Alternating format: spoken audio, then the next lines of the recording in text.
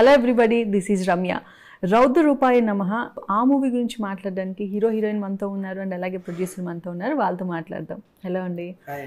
Hi. So ప్రొడ్యూసర్గా ఒక చాలా స్ట్రగుల్స్ ఫేస్ చేసి తర్వాత ఒక సినిమా అవుట్పుట్ రిలీజ్కి రెడీ అయిందంటే ఆ కష్టాలు ఏంటో మీకే తెలుసు.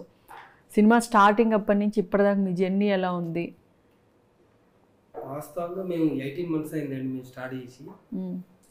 మా చిన్ననాటి మిత్రుల అందరం కలిసి మేము ఒక మంచి ఫిలిం తీద్దామని అనుకున్నాం. అంతలో మా పాలిక్ గారు, మా డైరెక్టర్ గారు కథ చెప్పారు. వాళ్ళకు ఎట్లన్నా నచ్చుతుంది అని నేను వాళ్ళని పిలిపించి వినిపించిన. అందరం కలిసి ఓకే అనుకున్నాం, స్టార్ట్ చేసినాం. 3 months 4 months తర్వాత కొన్ని అనివార్య కారణాల వల్ల వాళ్ళు సైడ్ అయిపోయింది. మా పార్ట్నర్స్ మొత్తం భారం అంతా నా మీదే పడ్డది.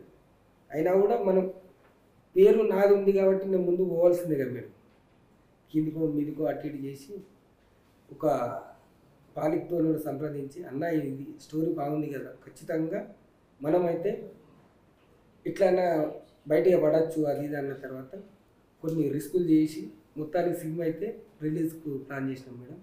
ఓకే. సో మోహన, మీరు చూసారా ప్రొడ్యూసర్ కష్టాలు ఏంటో? యాజ్ అన్ యాక్టర్గా ప్రొడ్యూసర్ బాగుంటేనే ఆర్టిస్టులు బాగుంటారు. సో మనీ అంతా పెట్టేది ఆయనే కాబట్టి రిస్క్ ఆయనకే ఉంటుంది.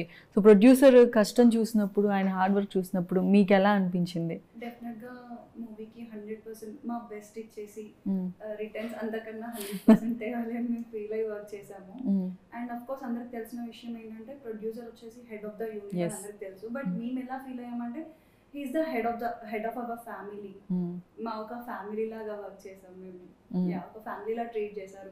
ఫుడ్ నుండి అన్ని తన ట్రీట్మెంట్ అంతా చాలా బాగుంది. ఓకే. మూవీ ఎలా వచ్చిందంటే మీరు చూసుకొని ఉంటారు కదా డబ్బింగ్కి వెళ్ళినప్పుడు, కానీ డిఐ ఇదంతా ఆర్ఆర్ అంతా అయిన తర్వాత మీకు ఎలా అనిపించింది? ఇప్పుడు ఏదైతే ట్రెండ్ నడుస్తుందో like suspense, crime, thrillers films, డెఫినెట్గా రౌద్ర రూపాయి నమః వచ్చేసి కాంపిటీషన్ ఇస్తుంది. ఓకే. సో వెంకట్, మీ క్యారెక్టర్ ఎలా ఉంటుంది అండ్ మీరు అసలు ఈ ప్రాజెక్ట్లో ఎలా వచ్చారు, ఎలా జాయిన్ అయ్యారు? ఈ మూవీలో వచ్చేసి నా క్యారెక్టర్ సాఫ్ట్వేర్ ఉంటుంది అండ్ ఆ క్యారెక్టర్ నేమ్ వచ్చేసి అరవింద్. అంటే అరవింద్ అంటే మనకి అమ్మాయికి అబ్బాయికి అంటే ఒక కనెక్షన్తో స్టోరీ మూవ్ అవుతూ ఉంటుంది కదా. దాంతోపాటు ఆమెకి నాకు మధ్యలో ఈ స్టోరీకి ఏం జరిగింది అనేది అది మీరు తప్పకుండా థియేటర్లో చూడాల్సి వస్తుంది. అయితే ఇందులో అంటే నా ఈ సినిమా ప్రయాణం ఏంటంటే ఫస్ట్ నేను యూట్యూబర్, అంటే చిన్న చిన్న సాంగ్స్ కానీ షార్ట్ ఫిల్మ్స్ కానీ యూట్యూబ్ సాంగ్స్ చేసిన అట్లా ఇంకా వేరే ఒక మూవీకి ట్రై చేస్తున్నా. అందులో మళ్ళా రావుల రమేష్ అన్న గారు మాకు పరిచయం మా బాబాయ్ ద్వారా. అంటే రమేష్ అన్న కూడా మంచివాడు, మాది కూడా మంచివాడు, మా డైరెక్టర్ గారు పాలిక్ సార్ గారు మంచివాడు. తర్వాత రమేష్ అన్న మేము పాలిక్ సార్ డిస్కస్ చేసుకున్న తర్వాత సో అండ్ సో ఇట్లా మూవీ ఇట్లా ఉంది అంటే మన కొత్త వాళ్ళని ఎందుకు ఎంకరేజ్ చేయకూడదు, అంటే మన ప్రాంతం మన తెలంగాణ మన మనుషులు వాళ్ళ కదా అండ్ అన్నట్టే మమ్మల్ని ఎంకరేజ్ చేశారు. దాని ద్వారా సార్ వాళ్ళతో డిస్కస్ చేసిన తర్వాత మనకి ఇందులో అవకాశం ఇచ్చేస్తారు. ఓకే. మోహనాకి మీ ఇద్దరి కెమిస్ట్రీ ఎలా ఉంది? మంచి సాంగ్స్ మీ ఇద్దరి మధ్య కెమిస్ట్రీ ఏమన్నా ఉందా? మంచి సీన్స్ ఏమన్నా చేశారా ఏంటి? అంటే అది మీరు థియేటర్ చూడాలి. మీరు చెప్పండి. మీ ఇద్దరు కాంబినేషనే కదా, మీరే కదా పేరు. సాంగ్ కానీ కెమిస్ట్రీ ఇన్ ద సెన్స్ మరీ అలాంటిది ఎక్స్పెక్ట్ చేయొద్దు. ఎందుకంటే రఘు అండ్ పాయల్ ఎవరైతే నా సిస్టర్ రోల్ అండ్ సెకండ్ హీరోగా చేశారో వాళ్ళకి మంచి కెమిస్ట్రీ ఉంది. మాకు ఎలా అంటే ఒక డీసెంట్ అమ్మాయి, ఇంట్లో అరేంజ్ మ్యారేజ్ చూస్తే ఎలా ఉంటుంది కమ్యూనికేషన్ అండ్ వాళ్ళ కెమిస్ట్రీ, అలా ఒక పెళ్లి చూపులు అండ్ దెన్ ఒక కాఫీ. కాస్టింగ్ కూడా మీరు ప్రభాకర్ గారు, కాలకే ప్రభాకర్ గారు అండ్ మన తాగుబోతు రమేష్ అందరు మంచి మంచి కాస్టింగ్కి వెళ్ళారు కదా. సో బడ్జెట్ కూడా పెరిగిపోతుంది. సో మీరు వద్దు పెద్ద యాక్టర్లు వద్దు, కొంచెం బడ్జెట్ తక్కువలో పెట్టండి మీ డైరెక్టర్కి మీరు చెప్పలేదా? అట్లేం చెప్పలేదు మేడం. యాక్చువల్గా ఇంకా మేము ఇంకా బ్యాటింగ్ యాక్టర్లను ఇంకా కొత్త వాళ్ళని పాత వాళ్ళని ఈ కొత్త వాళ్ళని కాక పాత వాళ్ళని ప్లాన్ చేసుకున్నాం సీనియర్లని. అనుకోకుండా వాళ్ళకి షూటింగ్ బిజీలు ఉండి ఇంకా వాళ్ళు రాలేదు. ఓకే. అట్లా డబ్బుల గురించి ఎప్పుడు మేము కాంప్రమైజ్ కాలేదండి. Music songs already 3 songs release అయ్యాయి కదా, సాంగ్స్ ఎలా వచ్చాయి అండ్ సాంగ్స్ పిక్చరైజేషన్ ఎలా చేశారు? ఈ సినిమాకు స్టోరీ ఎంత బలమో మేడం మ్యూజిక్ కూడా అంతే బాగా ఉంటుంది. ఓకే. మీకు నచ్చిన సాంగ్ ఏంటి? 3 సాంగ్స్ ఆల్రెడీ చూసాం కదా. మీరు చేసిన సాంగ్ ఆబ్వియస్గా ఫేవరెట్ ఉంటుంది, బట్ అది కాకుండా సుర. ఓకే. ఎందుకు అంటే ఒక విలన్ కి మీరు చూసారా ఒక సాంగ్ ఇవ్వడం? లేదు. సో మా డైరెక్టర్ గారు ఎలా డిజైన్ చేశారు. అవును, కరెక్ట్. చూసారు చెప్పినప్పుడు మీకు ఎలా అనిపించింది? అంటే విలన్కి ఒక సాంగ్ పెడుతున్నామని ఇంకా థాట్ రాగానే అంటే కొత్తగా ఒక యూనిక్ స్టోరీ లాగా అనిపించింది. అండ్ ఆ సాంగ్ తో ఎంత ఎలివేట్ అయ్యారు. అండ్ మా మూవీకి the best song, the key role అనేది ఏదైతే చెప్తామో సాంగ్ ని ఆ ప్లేస్ లో చూడొచ్చు. ఓకే. సో మీకు కాంబినేషన్ సీన్స్ ఎవరితో ఉన్నాయి? ప్యాడింగ్ యాక్టర్స్తో. ప్రభాకర్ గారితో సీన్స్ ఉన్నాయా మీకు? ప్రభాకర్ సార్తోనే నాకు అంటే ఎక్కువ కాంబినేషన్స్, మోహనాకి నాకు ఓకే కాంబినేషన్స్. ఓకే. మీ డైరెక్టర్ గారు టేకింగ్ ఎలా ఉండేది? సెట్లో ఎలా ఉండేవారు ఆయన? డైరెక్టర్ గారు టేకింగ్ అంటే అది అంటే సార్ ఏంటంటే ప్రతిదీ కూడా పర్టికులర్గా అంటే దగ్గరుండి నాకు ఈ షాట్ కావాలి అంటే ఈ షాట్ వద్దు అంటే ఆ సీన్ విషయంలో కాంప్రమైజ్ అయితే విషయం లేదు. సీన్ కరెక్ట్గా చేయకపోతే ఎప్పుడన్నా తిట్టే వాళ్ళ, సీరియస్ అవ్వడం అలాంటివి ఏమైనా చేసేవాళ్ళ సెట్లో? ఎప్పుడు లేదా? ఓకే. నాకు నచ్చని షాట్లు అని ఉంటే 2 days మేము వేరే షాట్ చేసినాం, అది బాగలేదు అని డైరెక్టర్ గారు మన ప్రభాకర్ అన్నగారు ఇద్దరు కలిసి ఇది బాగలేదని మళ్ళీ రీషూట్ చేసుకున్నాం. 2 days షూట్. ఓకే. అంటే చాలా ఉడిదిపు బాగా అయినాయి మేడం. మీకు ఎట్లా చెప్పాలంటే పర్లా తెలుగులోనే చెప్పండి, అర్థమవుతుంది. వాస్తవంగా మా ఫ్రెండ్స్ హ్యాండ్ ఇచ్చిన తర్వాత ఈ ఫిలిం కాదు అని వాళ్ళు కంకణం కట్టుకున్నట్టున్నారు ఎవరు మా ఫ్రెండ్స్. అంటే బడ్జెట్ అనుకున్నది వేరు, పెరిగిపోతుంది. బడ్జెట్ ఎప్పుడైనా అనుకునే దానికంటే పెరుగుతూనే ఉంటుంది. రియల్ ఎస్టేట్ నాకు అనుభవం ఉన్నది. నేను 2013లో ఆహనా ప్రేమంట అని తీసిన, అంటే మా పార్ట్నర్స్ తో. ఆ టైంలోనే 1,50,00,000 అయింది ఆ ఫిలిం. వాళ్ళకి తెలియదు కాబట్టి వాళ్ళు సైడ్ అయిపోయింది. ఓకే. ఇక కిందికి మీదకు చెప్పినా కదా ఇంత నా వల్ల అయిన కాడికి ఏదో ఈ బడ్జెట్లో కంప్లీట్ చేయాలనే ఆలోచన అయితే లేకుండే. ఓకే. మేము అనుకున్న స్టైల్ కన్నా బాగా వచ్చింది సినిమా. అప్పుడు బాధపడ్డా, ఇప్పుడైతే హ్యాపీగా ఉన్నాం సినిమా చూసిన తర్వాత. ఓకే. మేము తీసిన సినిమా అనే ఆలోచన వచ్చింది అన్నమాట. ఓకే. మొత్తం షూట్లో ఎప్పుడైనా భయపడ్డ సీన్స్ మీకు ఏమన్నా అనిపించాయా? ఎప్పుడు అనిపించాయి? వావ్ కన్నా భయం. భయం స్క్రీన్ పైన చూసాక వావ్ అంటారు ఎవరైనా. ఓకే. ఎందుకంటే మా డైరెక్టర్ గారు టైం లైన్ ఏదైతే ఉందో పర్ఫెక్ట్ షాట్ అది. ప్రభాకర్ గారు యాక్స్ తో పెట్టేయడానికి వస్తాడు. లైక్ అక్కడ నేను హైడ్ అయి ఉంటాను, కానీ తెలియదు నేను ఉన్నానని. సో ఎవరైనా ఉండి ఉంటారని చెప్పేసి ఇలా అంటారు. నేను సేమ్ నెక్స్ట్ సెకండ్ లో నేను హైడ్ అయిపోవాలి. అది జస్ట్ 1 take లో అది షార్ట్ ఓకే అయిపోయింది. యా, అది 2 or 3 takes చేస్తుంటే డెఫినెట్ గా నాకు దెబ్బ తగ్గలేదు. బట్ అలా అవ్వలేదు, ఫస్ట్ టేక్ లోనే అది ఓకే అయిపోయింది. అంటే అది ఎందుకు అయింది అంటే ఆ షార్ట్ కి బిఫోర్ ఒక ½ an hour మాకు క్లియర్ ఎక్స్ప్లెనేషన్ ఇచ్చారు.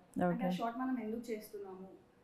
ఒక ప్రభాకర్ గారు కూడా నాకు హెల్ప్ చేశారు. లైక్ ఎలా అంటే నేను ముందు అనే సౌండ్ ఇస్తాను, సో ఆ సౌండ్ తో వెంటనే హైడ్ అయిపోవాలని ఈ కొంచెం టెక్నిక్స్ తో అలా వర్కౌట్ అయిపోయింది. ఓకే.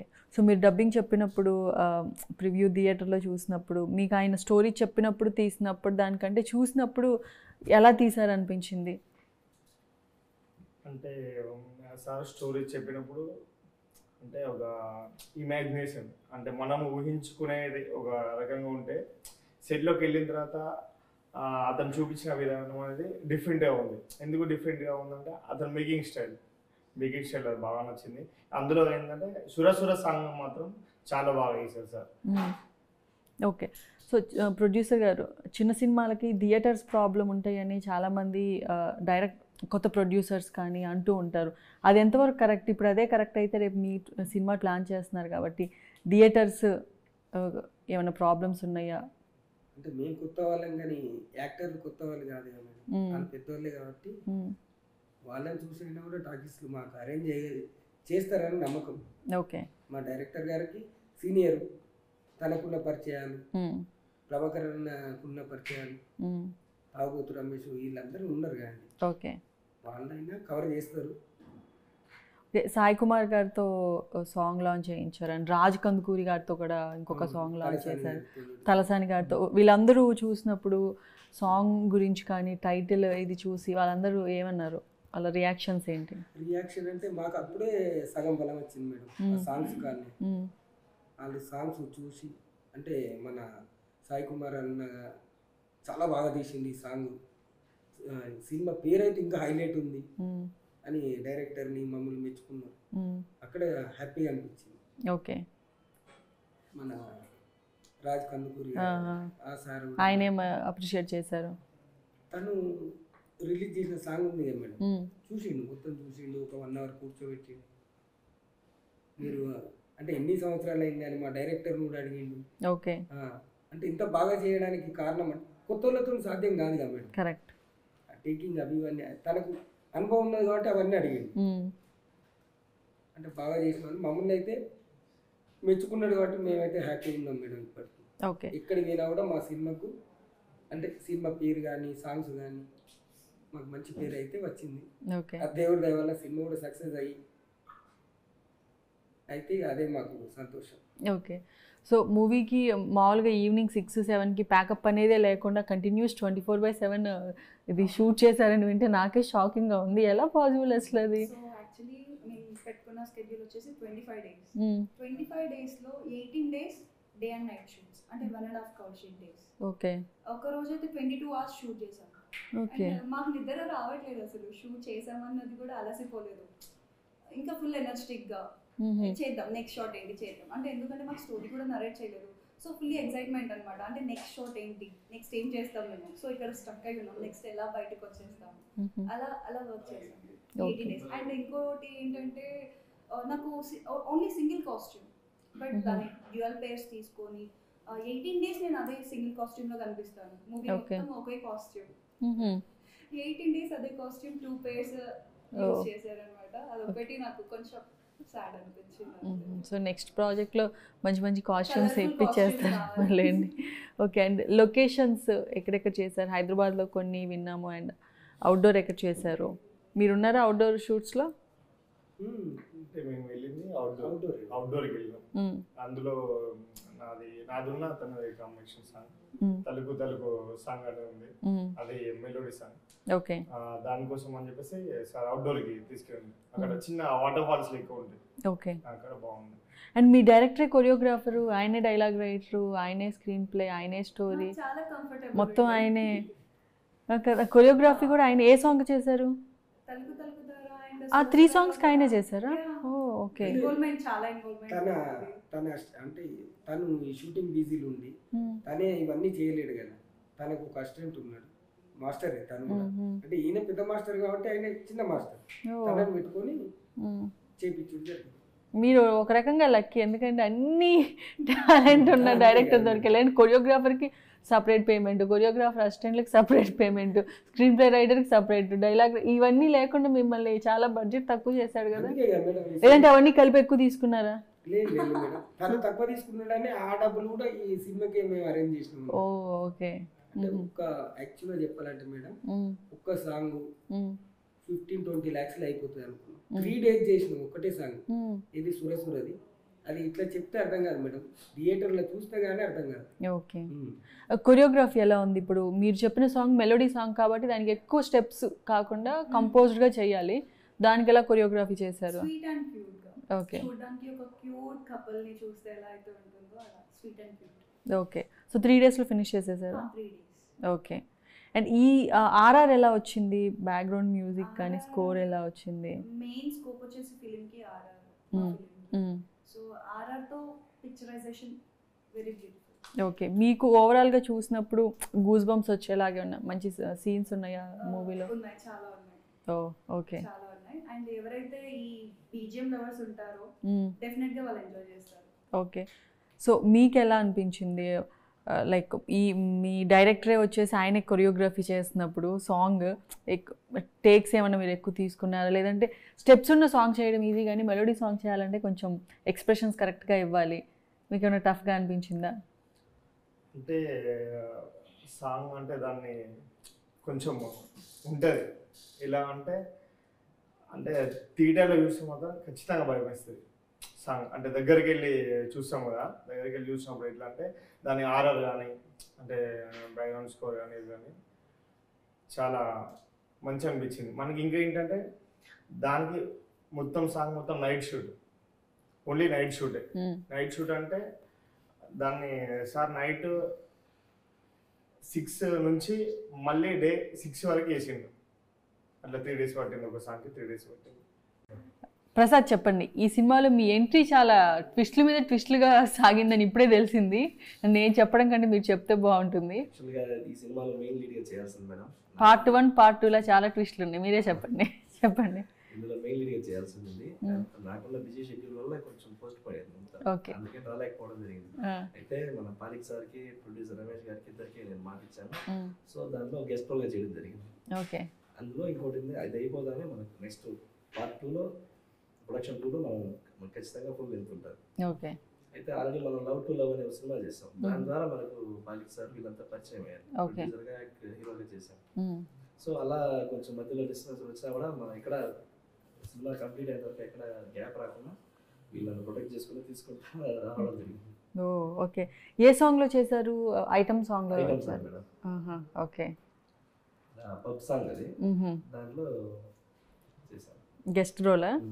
ఓకే, సో తర్వాత సినిమా మిస్ అయిన ఫీలింగ్ ఎప్పుడన్నా అనిపించిందా? లైక్ పోస్టర్ చూసిన తర్వాత, సాంగ్స్ అవి చూసిన తర్వాత అనిపించింది. వెంటనే ఎప్పటికప్పుడు అప్డేట్స్ తీసుకుంటున్నా, మళ్ళీ వచ్చి కలుస్తున్నా, అందరినీ అడుగుతున్నా ఎలా ఉంది అనేసి. సో దాంట్లో భాగంగానే ఇప్పుడు కూడా మనం రావడం. సో మీరు షూట్ చేసినప్పుడు, దాని తర్వాత ఇప్పుడు మీరు టైటిల్ విన్నప్పుడు మీకు డిఫరెన్స్ ఏం తెలిసింది? అంటే స్టార్టింగ్ అప్పుడు ఉన్నదానికి ఇప్పుడు ఓవరాల్గా అవుట్పుట్ వచ్చిన తర్వాత. అసలు బూత్ బంగ్లాలో చేశారు.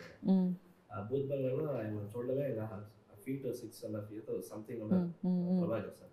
ఆ చూడగానే మామూలుగానే భయపడతాం. భయపడ్డారా మీరు? మీరే భయపడితే ఇంకా అమ్మాయిలు ఏమైపోవాలి కదా. మీరు భయపడలేదు ఆయన చూసి? ఆ హైట్లో, ఆ గెటప్లో, ఆ యాక్స్ అంతా పట్టుకొని ఉన్నప్పుడు భయమే లేదా? అంటే భయం కాదు, హ్యాపీ అనిపించింది. ఎందుకంటే మా మూవీకి లుక్ కదా. అవును, కాబట్టి ఆయన భయపడ్డారంటే ఆయనే భయపడితే ఇంకా మీరు భయపడి ఉంటారేమో.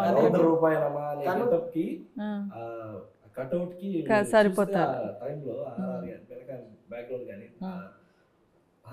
సాంగ్ వస్తుంది. ఆ సాంగ్ వచ్చినప్పుడు ఆయన ఇది ఉంటుంది, దాన్ని చూస్తే ఖచ్చితంగా మనకు ఇది గూస్ బంప్స్ వస్తాయి. అలా తను ఏంటంటే నైట్ షూట్కి వచ్చిండు, డైరెక్ట్ షూట్కే వచ్చిండు కాబట్టి ఇవన్నీ ఇబ్బందులు అయినాయి మేడం. మేము రెగ్యులర్గా చూస్తా ఉన్నాం కాబట్టి మేము భయపడలేదు. ఓకే, ఒకసారిగా చూసేటప్పుడు భయం వేస్తుంది, రోజు చూస్తే అలవాటు అయిపోయింది. కానీ ఆ గెటప్ లో చూస్తే ఎవరికైనా భయం.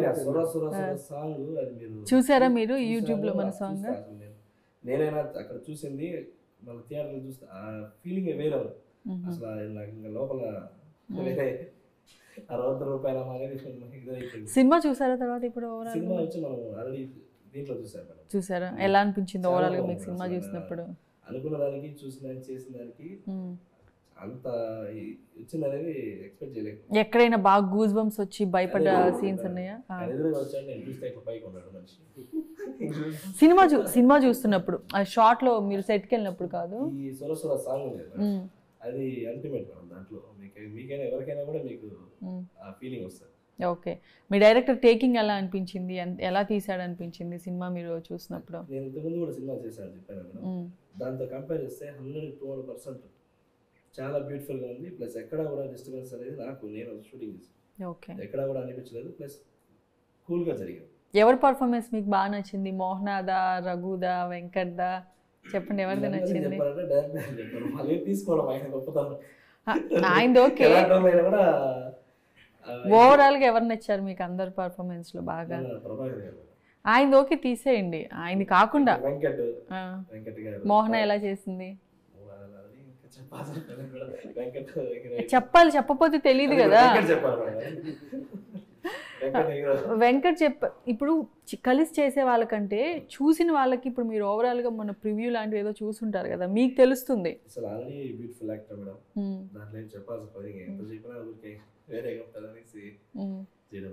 ఓకే, చాలా మంచిగా చేయడం మీరు చెప్పారు, హార్డ్ వర్క్. 22 hours చేయడం అనేది అది గ్రేట్. ఒక ప్యాకప్ టైం లేకుండా 24/7 చేయడం ఏంటి? నేను ఇదే ఫస్ట్ టైం వింటాం. చేశారు, నేను అక్కడే సెట్ లో చూసాను. డే అండ్ నైట్ వర్క్ చేశారు. వాళ్ళని చూస్తే నాకు ఇది అనిపించింది, చేయాలి, వీళ్ళ కష్టపడాలనిపిస్తాను. షూట్ చేసే టైం చలికాలం మేడం, అదే చెప్పారు అసలు వింటర్ సీజన్లో నైట్ టైం షూట్. ఒక్కరికి ఎర్త్ వచ్చింది, తనేమో ఊగు అని ఊగుతాండి ఒక్క దిక్కు, ఇంకో అతనికి అదే రోజు ఇంకో ఆయన గొడ్డలి దెబ్బ తాకింది. మేము చాలా ఇక ఆ నైట్కు అసలు ఈ డే అంతా చేసుడు అవసరమా అనిపించింది. నిద్ర కూడా లేదు కదా. అవునవును అవును. తెల్లారితే మా ప్రభాకర్ సార్ వేరే షూట్ ఉంది. ప్రభాకర్ గారు డేట్స్ ఎక్కువ లేవని ఆయన కోసం అడ్జస్ట్ చేసి మీరు అంత సేవ్ చేశారు. మేము సింగిల్ కాల్ షీట్ కాదు, ఒక్కొక్క రోజు 3 కాల్ షీట్లు పడ్డా కూడా సరే ఆ రోజు వేసి పెట్టలేదు. ఓకే. ఎందుకంటే తను కూడా మాకు కోఆపరేట్ చేస్తాడు కదా, అంత పెద్ద అతనే మాకు ఓకే అన్న తర్వాత ఇక మేము డబ్బులకు చూస్తే కుదరదు కదా. అవునవును. తనతో పాటు మేము కూడా మెలకనే ఉన్నాం. ఈ సినిమా గురించి కానీ సినిమాలు యాక్ట్ చేసిన వాళ్ళ గురించి కానీ మీకు హెల్ప్ చేసిన వాళ్ళ గురించి ఎవరైనా నేమ్స్ మిస్ అయిన ఏమైనా చెప్పాలనుకుంటే? యా కరెక్టే మేడం. మా ఫ్రెండ్ టీచర్, తను గవర్నమెంట్ టీచర్, వరంగల్ ఉంటాడు. తను కూడా ఈ సినిమాకు చాలా అంటే ఇంటర్వ్యూ అంటే మేము. పేరేంటి? సుధాకర్ అని. పేరు ఇంపార్టెంట్, మీరు పేరు చెప్పకుండా. వరంగల్లో టీచర్ అంటే ఎంతో మంది ఉంటారు టీచర్. భోగి సుధాకర్. ఓకే. మా కజిన్ బ్రదర్ సిహెచ్ శ్రీనివాసు. ఇద్దరు అయితే నాకు లాస్ట్ వరకు మా డైరెక్టర్ అయితే ఈ షూటింగ్ ఎట్లా చూసుకున్నారు, వాళ్ళిద్దరు నన్ను చూసుకున్నారు. చూసారా, నేను గుర్తు చేయకపోతే మీరు నేమ్స్ మర్చిపోయిండే వాళ్ళు. రేపు వాళ్ళ ఇంటర్వ్యూ చూసి అలిగేవాళ్ళు, మళ్ళీ మీకు ఫోన్ చేసేవాళ్ళు మా పేరు ఎందుకు చెప్పలేదని. మంచి గుర్తు చేసి అలా గుర్తుపెట్టుకోవాలి. ఇంకెవరిని ఉన్నా కానీ ఆర్టిస్టులు అయినా వాట్ ఎవర్ ఎవరైనా మీకు హెల్ప్ చేసిన వాళ్ళు తప్పకుండా. సో వాళ్ళకి థ్యాంక్స్ చెప్తున్నారు అనమాట, సుధాకర్కి. వాళ్ళకి ధన్యవాదాలే కదా మేడం. ఓకే. మనకు హెల్ప్ చేసిన వాళ్ళు మరవద్దు కదా మేడం. ట్రూ ఎప్పుడు మర్చిపోకూడదు. సో ఓవరాల్గా సినిమా గురించి మీరు యాక్ట్ చేయకపోయినా మిస్ చేసుకున్న మీరు చెప్పాలంటే ఏం చెప్తారు? సినిమా రిలీజ్ అవుతుంది కాబట్టి.